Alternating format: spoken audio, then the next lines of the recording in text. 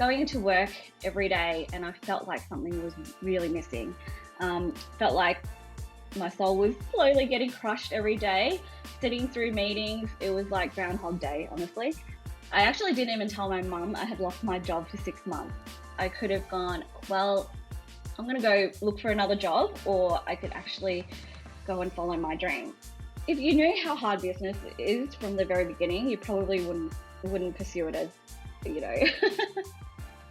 Hello, welcome to this episode of the Make It Happen show. I'm Tim Morris from the Entourage. Today we're joined by Sheryl Thai. She was the co-founder and director of Cupcake Central that she recently exited out of, and is the CEO and co-founder of the League of Extraordinary Women, which has a community of over 200,000 people. Now, Sheryl is a great friend of the Entourage. She's been along our journey almost for the entire time. This is though the first time I've met her, so I've really enjoyed hearing her story, hearing about how she established Cupcake Central with just $2,000 and then built it into a really fantastic business that's going to live on into perpetuity. So we talk about that journey. We talk about the highs and the lows of building a business. We talk about Sheryl then meeting the Entourage community and making some lifelong friends through that. Her business partners in the League of Extraordinary Women all came from the Entourage as well. So it's a great story that talks about the things that you need to focus on as you build a business, how it's not always as easy and fun as you think. There's systems and there's processes you need to put in place, but if you do that like Sheryl did, you can build a really fantastic business. Let's get into it. Welcome, Sheryl. It is so good to have you on the show. How are you doing? Yeah, I'm doing really great. Yeah, it's a nice sunny day today, so nothing rather I would do than just have a chat to you guys. And yeah. It's so funny. So we haven't met before, but I've heard your story so much here around the Entourage, sort of in the halls. Heard your journey. So it's great to have you on the show, and we can dig into it more, and I can really get to know you. So where I'd love to kick off is you've now built two successful businesses. Going back to Cupcake Central, you took that from just $2,000 and grew it into 5 stores. You sold over 2 million cupcakes, which is amazing. So how did you make that happen? Yeah, well, it really started when I guess I went over to New York when I was 21. Right, that's where the passion got ignited within me. So went over to New York, went to this amazing cupcake bakery or bakery. It's called Magnolia Bakery, and I just went in, saw these cupcakes, had my first bite of a cupcake, and thought, this is it. I've fallen in love with cupcakes. Came back to Melbourne and started trying to recreate that and develop this dream to bake cupcakes for a living. At the time, I was still in corporate, so had just started my corporate career working for a global US firm, and I thought that was my dream job. Working, traveling, making lots of money, working 9 to 5, all of that sort of jazz. But it really just started to make me question, what is life about? Like, I was going into work every day and I felt like something was really missing. Felt like my soul was slowly getting crushed every day. Sitting through meetings, it was like Groundhog Day, honestly. And so I just kept dreaming about this cupcake bakery I would own one day. And during the GFC, 2009, the fallout of the GFC, I went into work one day and my boss basically said to me, you no longer need to go to work, and here's a yellow envelope. That was my redundancy package, and I could go home, and that was it. So in that moment, I felt so gutted. I didn't know what I was going to do. It was a moment that really defined my future, because I could have gone, well, I'm going to go look for another job, or I could actually go and follow my dream. Did you have anyone to emulate? Like, is your family entrepreneurial, or did you know someone that had really followed their dream, or were you really setting out on your own? Well, my parents did have a couple of businesses. They ran businesses for many years, and unfortunately, it didn't work out for them. And so I saw the really great highs and the really low lows of entrepreneurship. But yeah, just something inside of me just knew very early on that I didn't want to work for someone. I really wanted to create my own thing. So there's this great silver lining to this sudden end to your corporate high-flying career. And then, so how did you go through that decision-making process and establishment phase, like to go from corporate to launching something you've been dabbling in? How did that go?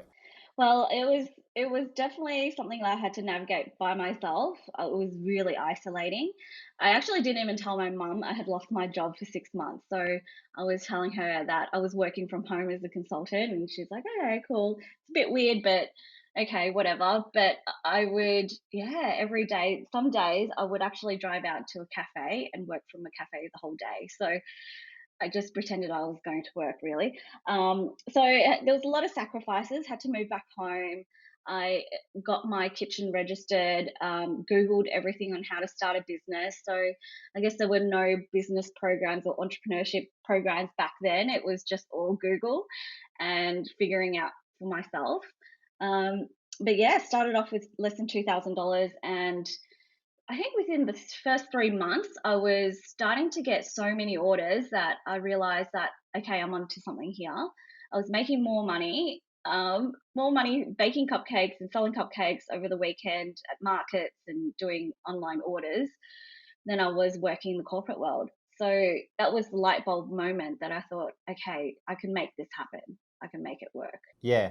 Well, it's you get that real product to market fit, which is, it's so elusive for so many, early stage businesses. But when you got it, when you're like, I always say it's as soon as you're like, oh wow, like I can't quite keep up with this. I'm going to have to really get my skates on. Like, you're onto something. So you obviously had that. You're like, great, we've done the weekend markets. And then how did you go getting into the first store, or when did that happen? What was that process? Well, the first thing was that I knew that if I didn't have some goal set or timeline scheduled, I would probably never do it. And so when I got my redundancy package, I knew that I could survive for 6 to 9 months, right, comfortably. And so I really needed to figure out how to make money fast and revenue just to support my living. Otherwise, I would have to go back to the dreaded corporate world, which I really did not want to do. So yeah, I think it was around 9 months. I I realized, okay, we could probably go out and open a store. So my business partner, who's also my ex-boyfriend, we decided that we would go out and apply for a loan from the bank, leverage a property to do that, and then yeah, the first day got approved. We thought, okay, let's go out and find the store. Um, so even from the very early stages of starting my business from home, I knew data was really important. And being in IT and stuff like that, so I just knew that I need to capture as much data as I could. So every order that would take, I would make sure that I have their address, and so we kind of just went through the list of postcodes and realized, there was an affluent part of Melbourne that we were delivering cupcakes, or I was delivering cupcakes to mainly. Where was your Melbourne hotspot? Yeah, it was like Malvern, Caulfield, Toorak, so around the eastern suburbs. And so, yeah, the first day we kind of got our loan approved, we thought, okay, let's just for fun go out there and look for a store. But I really think that it was just so serendipitous how we found the store, because it was the first day. We just thought we'd drive down one side of Glenferrie Road all the way to the other just to see if there were any store vacancies. And when we hit Hawthorn, it was just one of those light bulb moments. We just passed a it's really silly, but we passed a Lamborghini. It was a bright orange Lamborghini Super Leggera, which is my ex business partner's favorite car. And so we were like, whoa, okay, let's stop here. That seems like a sign. And then we saw a Schnitt store, which was one of the guys that he used to play. He played soccer with. He's like, oh yeah, they just opened up, their first Schnitt store, and this is before, they blew up and became this, mega franchise. And then we walked down this strip and found this empty store vacancy, this new lot of stores and or shops, and that was it. We saw it and I just thought, this is it. It's perfect. This is exactly what I've dreamt about. It had like a split level with downstairs where I could have the kitchen, and yeah, it was just one of those moments that I thought everything's just coming together. Yeah, wow. There's a clear sign. And so how do you set up a cupcake store? Like, what's the process? What do you need? Oh, that's a very loaded question, but honestly, we had no idea because we've never been in hospitality before.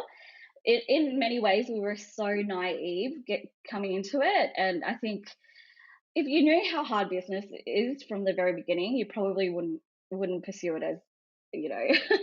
That's what almost all entrepreneurs say. Actually, they go like, "If I knew how hard this was at the beginning, I don't know if I would have taken the same path." But the great thing is, we're all such optimists that even forewarned with that, you're going to do it anyway, right? If you're like, "This is what I want to do," no matter how many people say, "Oh, it's a much harder road than you anticipate," you're gonna be like, "But I can do it really well." So you did that. So you like get into the store. Well, I suppose you would have had to figure out licenses and equipment and all that kind of stuff. Then getting staff in there. How did that go?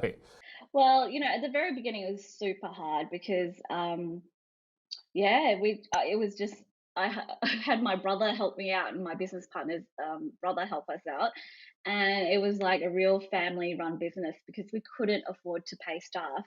Our very first hire was a proper pastry chef, so I'm not qualified as a you know pastry chef at all, and never I've completely self-taught, so taught myself just watching YouTube clips and just trial and error.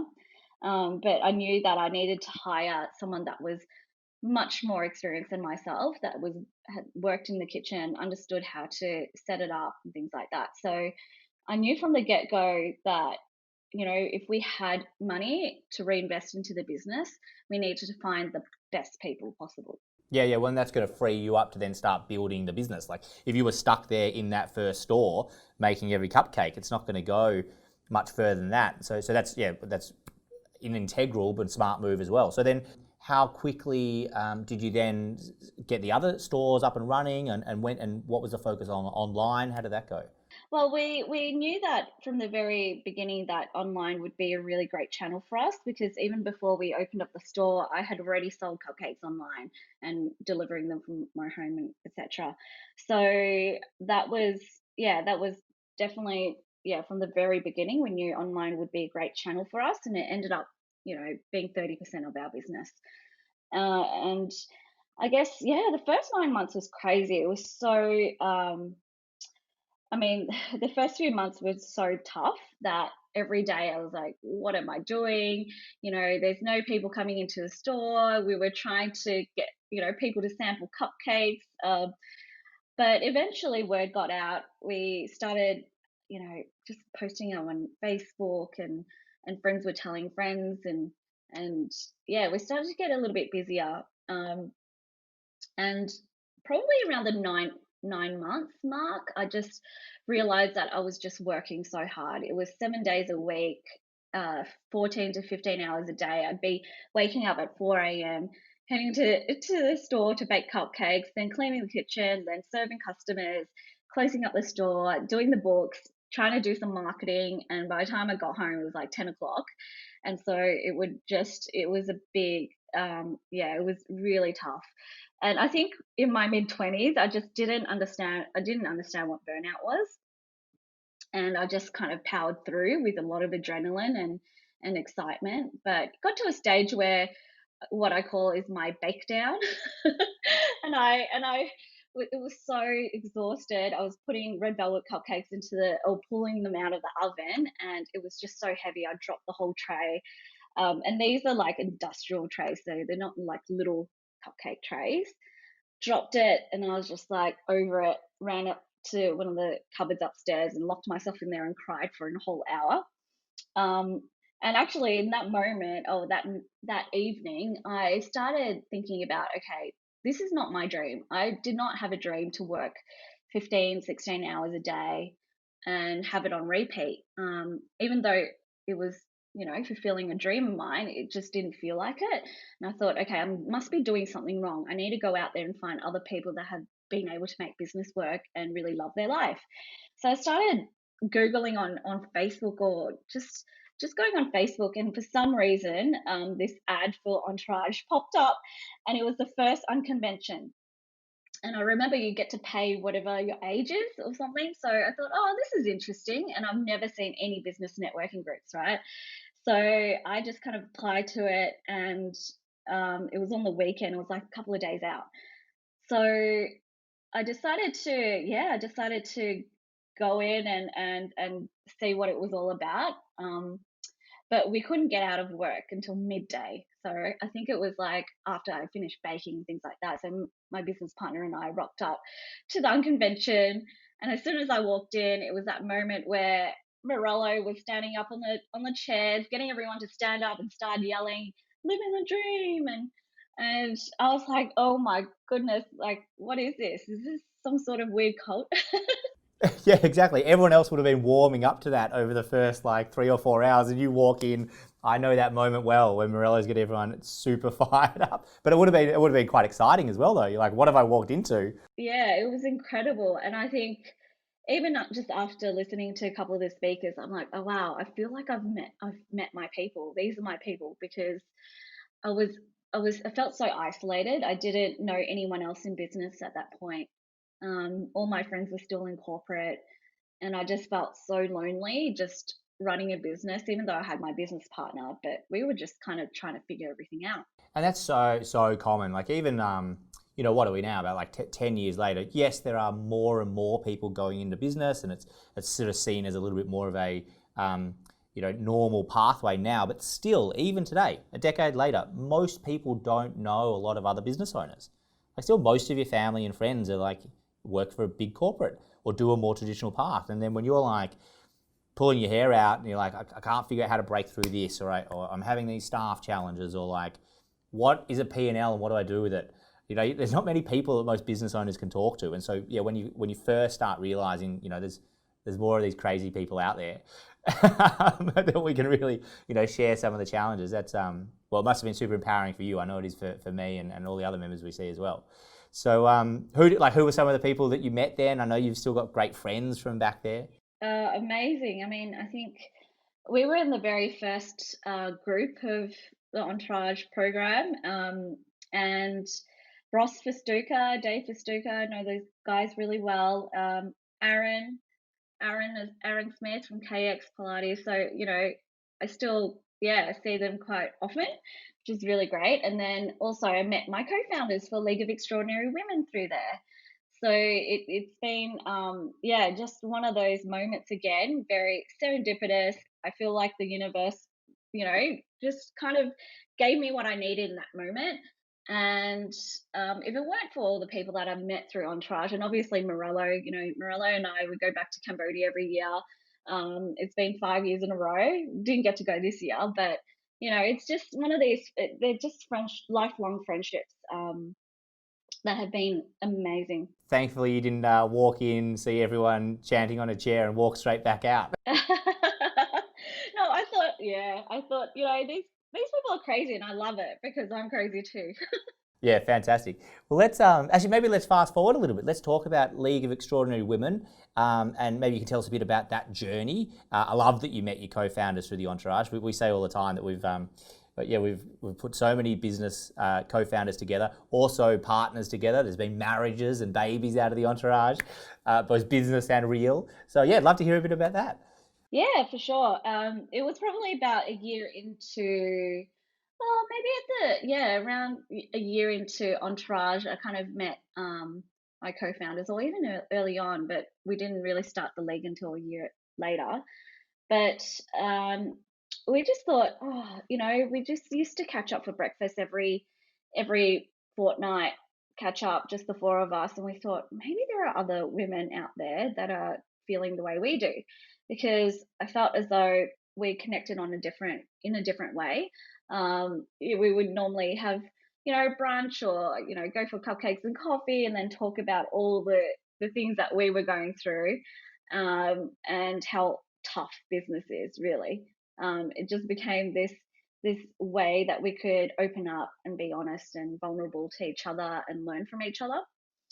So we just thought, hey, let's create a group, pop it on Facebook, and see where it takes us. We thought maybe we would create an event, or it was just really a night out at a bar, and just have some maybe 20 women rock up. Anyway, we posted up on Facebook, and this is 9 years ago now. So back then, you didn't need to pay for ads or anything like that. Organic reach. It was beautiful. Yeah, exactly. And it went absolutely viral. So within 3 weeks, we had 160 women show up to our event. And, we had a couple of speakers there. It was just, yeah, this moment where it just took on a life of its own, really. And people started messaging us from Brisbane, Sydney, Hobart, even Adelaide. And then, yeah, we just had people wanting to bring the league over there. And we started all these kind of meetups across Australia. Now we've run over 400 events and conferences that, yeah, just empower women and especially women in business. I'd love to actually know a little bit more about what are some of the particular challenges for women in business in general and entrepreneurial business specifically. I think for women, we do connect in a different way. And it's not to segregate men and women. I love hanging out with guys as well. I think where where it's different is that not all women are extroverted. They might be a little bit more reserved in terms of going out there and meeting people. And we found that we needed to create a space that was safe enough for them just to open up. So what we do was to bring in speakers that were really open. They'd tell their stories, not sugarcoat it, tell people how it is. And that just kind of started this conversation for everyone to feel comfortable going, actually, yeah, business isn't great for me. Hi everyone, I just wanted to jump in here to let you know if you're enjoying this episode, it doesn't need to stop here. We've taken this episode plus all the other episodes and also video footage from the interviews and made it available for free. There's also a bunch of fantastic guides, tools and resources you can use to grow your business. To grab those tools, just go to www.the-entourage.com/podcast. Right, let's get back into the show. So back on the Cupcake Central journey, and how you, it's great. It seems like 9 months is your thing, right? Like you were hustling for 9 months and then you opened the first store and you were hustling there and you were stuck in there and you realized you had to get out. What were the next steps that you took to really build the business? Well, yeah, I think it's one of those things where you keep having to level up, right? And I guess when we did the first Entourage, I think Scalable and Saleable program, we were the first group in there. It was really tough to even get us out of the business to attend those meetings. So they were once a month. And I just remember the first month, it was so hard for us to even get there on time. We ended up getting a whole heap of phone calls throughout the meeting because our staff didn't know what they were doing. We were just always troubleshooting, and I couldn't even see a way out. Like I felt like, I mean, how can we even leave our business? It had been 9 months. We'd been working there, all the time. There wasn't a moment that we stepped away. So the first thing I realized was that I had to start working on the business, not in the business. And so that tiny little milestone of getting away, once a month for half the day became our goal. So during that, in between the months, we would systemize everything, teach all of our staff all the questions that they were trying to call us and get answers from us. And, eventually it was like maybe even 3 or 4 months, we saw such a big transformation because we were surrounded by people and getting taught ways to scale our business without us being in there. And, yeah, it was really awesome. And even over the year, we then got the opportunity to open up a store in Melbourne Central. At that time, everyone was telling us it'll be impossible to get a store in a shopping centre. I would hear things like, oh, you need to have like 5 years of rent in the bank. You need to have 10 years of experience in retail. No one will let you in.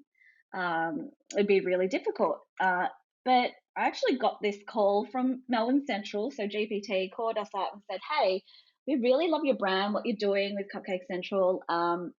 We've got all these stores, this brand new area opening up. Do you want to come in and see the space?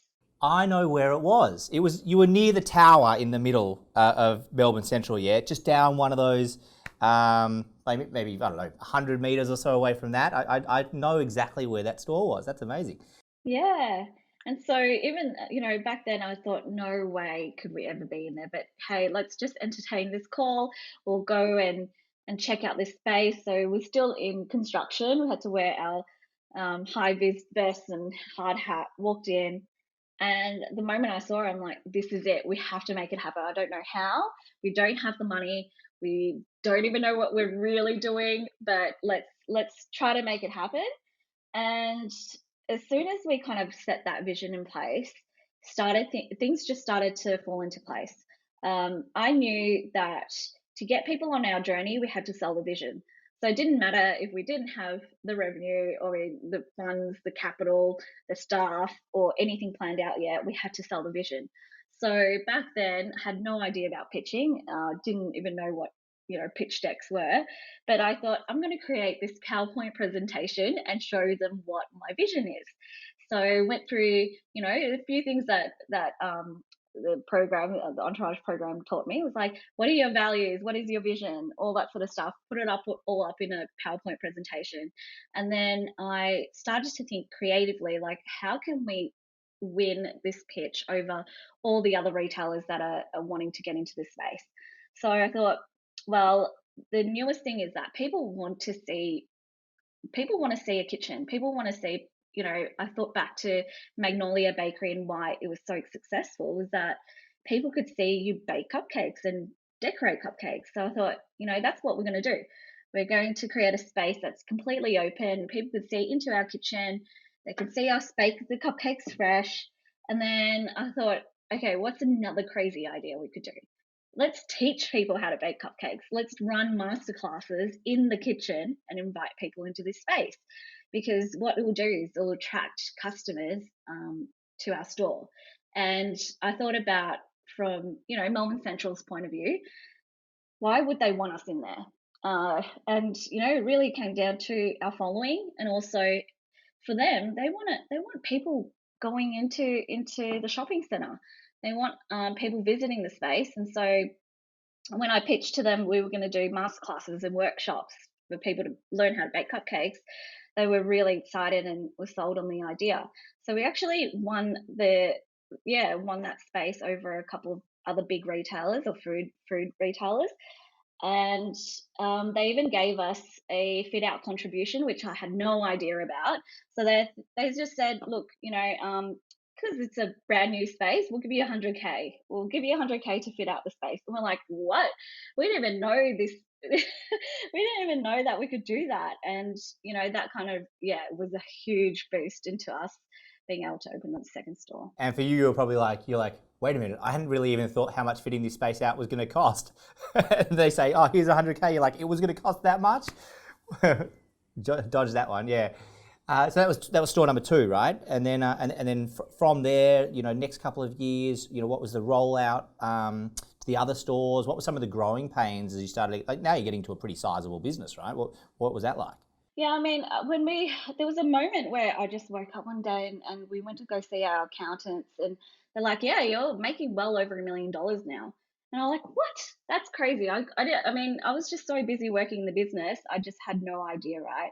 I just thought, yeah, as long as we're paying our bills and, being able to expand and things like that. I wasn't the numbers person. My business partner was.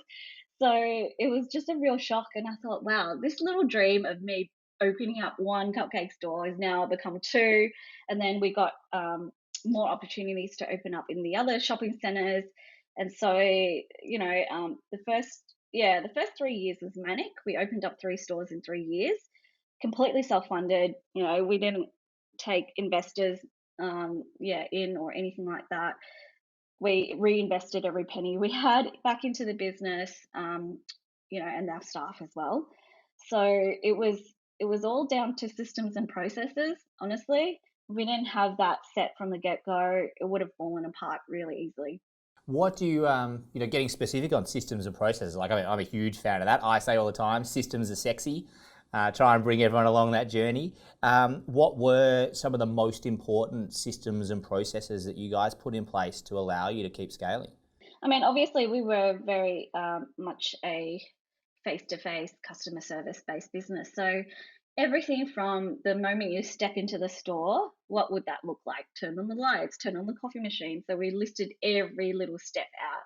We made sure that our training was spot on. And, it is hard when you're growing really quickly as well, and you're having to manage so many teams and staff. We had store managers, but yeah, but we had a really great team culture as well. So I think, our team really understood how much we loved the business. We weren't here to just make money and profit. We were here because we wanted to put smiles on people's faces, and we were here to. Our whole vision was is hatch that dream was our slogan.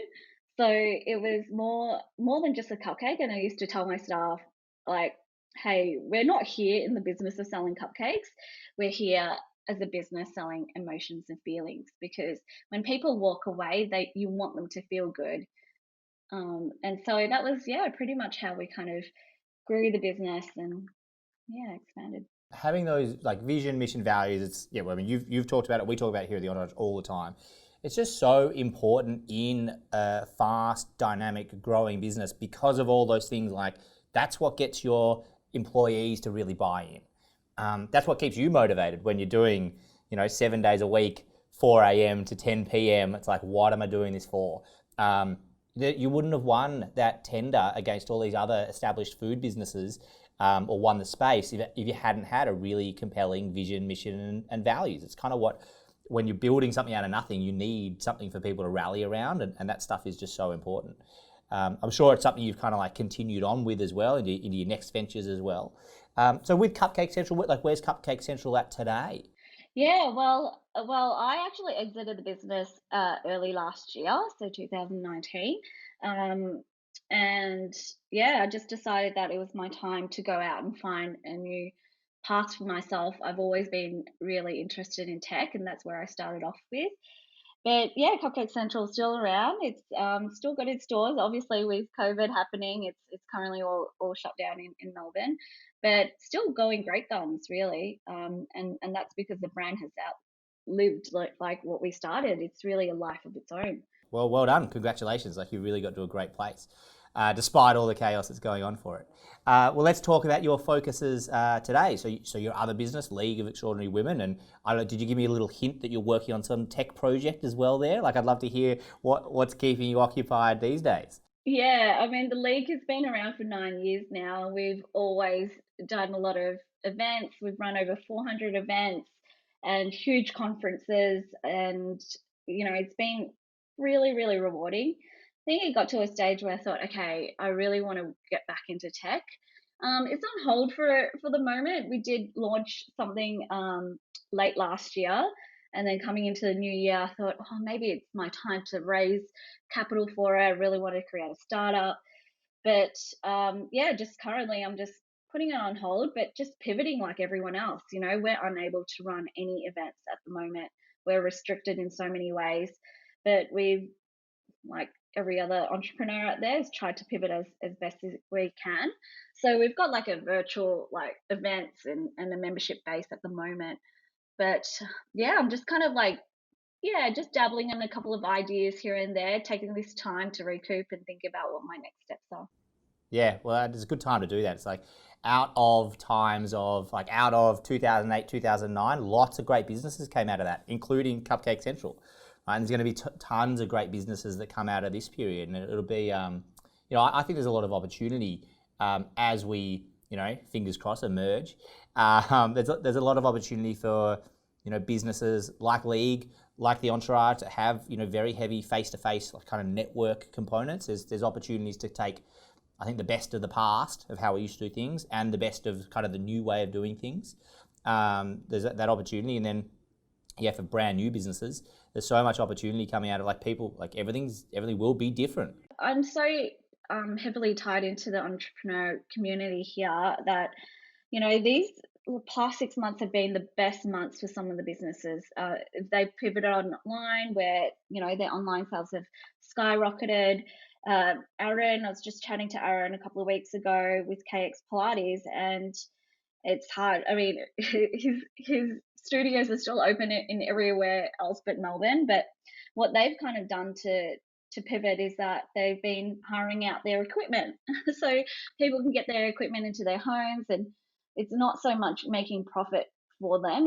It's more about the brand, ensuring that the customers are still still, tied into the brand and being involved. Yeah, and if you talk about the vision of the business, and so I know Aaron, I know he's got a real vision of helping people get like fit and healthy and look after themselves, and like that doesn't stop. In fact, it definitely doesn't stop during a pandemic. It gets even more important, right? So if he could figure out how to get to his members and help them through the whole challenging time, and that's why he's in it. That's why he's doing it.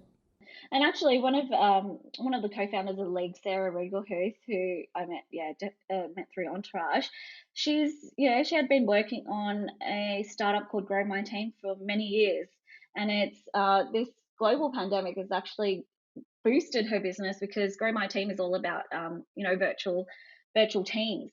And so she's in the process of launching something new. So there's just so many opportunities that come out during this time. And I think it is about surrounding yourself with the right people, surrounding yourself with people that are optimistic, that are looking at ways to pivot, being super creative.